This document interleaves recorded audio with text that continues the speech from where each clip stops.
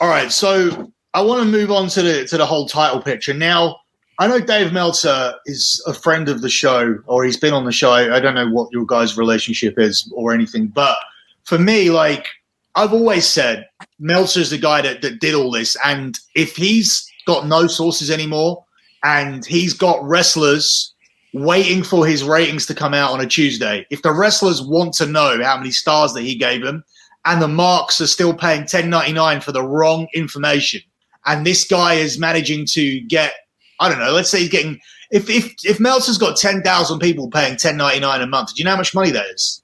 I heard his net worth is like $8 million. Right. So how can I? It's very feasible. The guy, I mean, the guy's been writing hours and hours a week for like as far back as like for 30 years. Just so he's got to be making a fortune, you know? Yeah. I mean, so for someone who's like my net worth is meant to be 1.5 million, according to that's what it said on the internet, doesn't it? Yeah. So it's a millionaire. The millionaire. Yeah.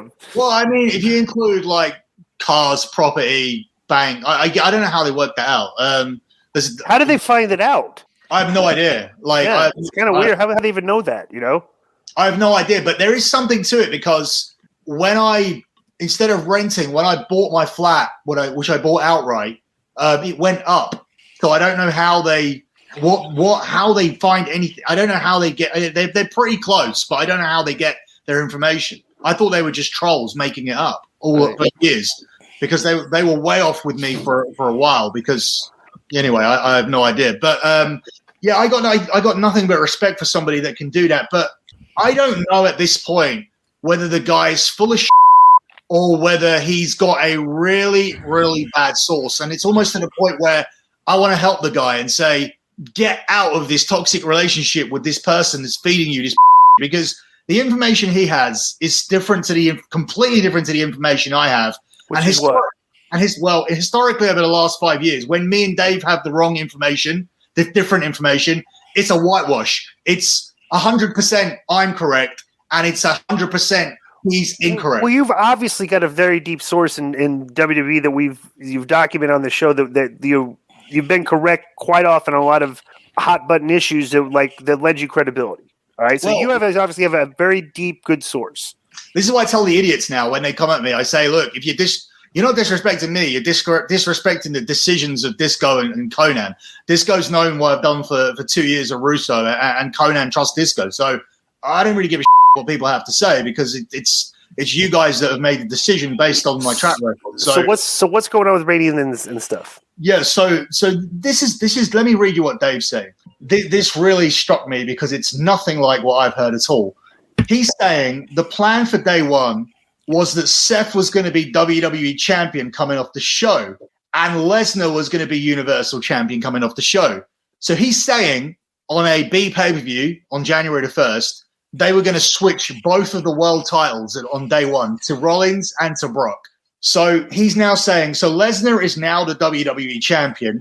So I'm wondering if they are just going to go, Seth was going to defend the title on one of the WrestleMania nights, and then Lesnar and Roman were going to be for the other title on the other Mania night.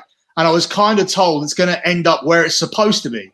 So I wonder, I'm still doing Meltzer. So I wonder if that means they're going to switch the belts, like the Universal belt go with Seth on Raw, and the WWE belt that Roman would end up with most likely, I'm going to guess, but Brock would be on SmackDown, which was not the plan, but maybe they end up recalibrating everything because of Roman missing the pay-per-view and then deciding to go with Brock to win the other title because Brock was going to win the one title. I can't say 100% that Brock was going to win the other title, but I mean, I'm pretty sure. It's already a backtrack. Sure, Seth, I know 100% that was the plan to win the WWE Championship. But Brock had to be winning over Roman at day one because it was the second match. Roman won the first. Heyman was going to end up with Brock. So he's just basically turning fact into speculation. So what is your sources say?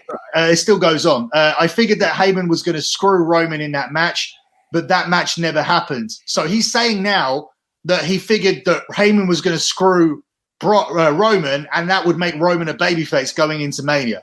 So where would that leave the Rock match? Instead of waiting to do the match at Rumble, the decision was made that Paul has already been fired and we're not going to take him off TV. So we're going to put him with Brock right away with no storyline. He's just with Brock. I think that's how it was going to happen. I don't know what it means. Seth wins, but it would make sense for that to happen. And it's kind of something there. This is all from the very first thing that he said to the very end. So here's what was going to happen at day one.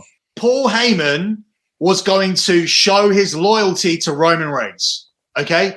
Paul Heyman was going to turn on Brock.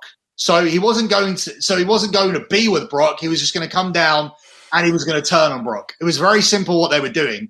They were just having Roman fire Paul and Paul looking like he was saved by Brock. If you remember, I told you way long ago that this was do you remember the angle where I said that Brock was going to save Roman and it was going to be near the draft? Do you remember when I said that the Usos were going to be drafted to Raw? Right, yeah. They were going to do the trade. Because they were going to fire Paul for it, but they were going to say, we've traded Brock for the Usos, and Brock was going to save him. So that whole angle was changed over to later on. So I was about 2 months ahead of telling you that was a plan, but they changed it for a later show. So they had it in the bank. When they like something, they tend to use it. So that's what they did. So the plan was for Paul Heyman to go with Roman, and then I imagine there would have been some kind of beatdown. This is me speculating. And then Brock Lesnar was supposed to win the Royal Rumble. That's it. Completely independent of everything that was going on Raw. On Raw, the plan was for Bobby Lashley to beat Big E at the Royal Rumble, right? And for Bobby Lashley and Omos to main event as the first two black men in the main event of WrestleMania on night one, and for Omos to beat Bobby Lashley.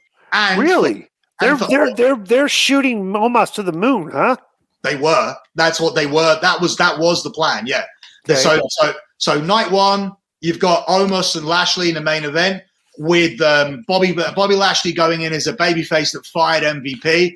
I was told by someone not as reliable as some of these people, but someone that works in who gets magazines ahead of time, that he thinks that they would have that because of MVP's contract, they would have ended up putting him with Omos as a mouthpiece. So they would have gone. The Lashley would have fired MVP, and MVP would end up as the manager of Omos. Well, Omos definitely needs MVP more than Lashley does. Right. Absolutely, yeah. So that's actually pretty. That's actually pretty impressive sight, because you have MVP, who's the heel manager, standing next to Lashley out there, and they look impressive, right? But now how impressive is it that he fires his one guy, and now he's standing next to a guy that's like twice as big as the guy that he was standing next to before. It's a good visual. It's a good visual. Like he's got it's a good spot for him, actually. Yeah, and costs him the belt as well. So yeah, so that they were the plans going into day one. Now the plan now hasn't changed that significantly, not as much as Dave says. Where the hell he gets Rollins winning the belt from, I don't know. Where he gets Brock Lesnar beating Roman and Roman winning it back, that's just Dave Meltzer being Mr. I've watched wrestling my whole life, and you can't do 3 matches if the first guy won 2. You can do it with these two as long as the circumstances fit, and it's a completely different match in this predicament, especially with Brock winning the Royal Rumble. So that's just Dave making up stuff. I've read enough Dave Meltzer to know when he's completely lying. So that wasn't going to happen either.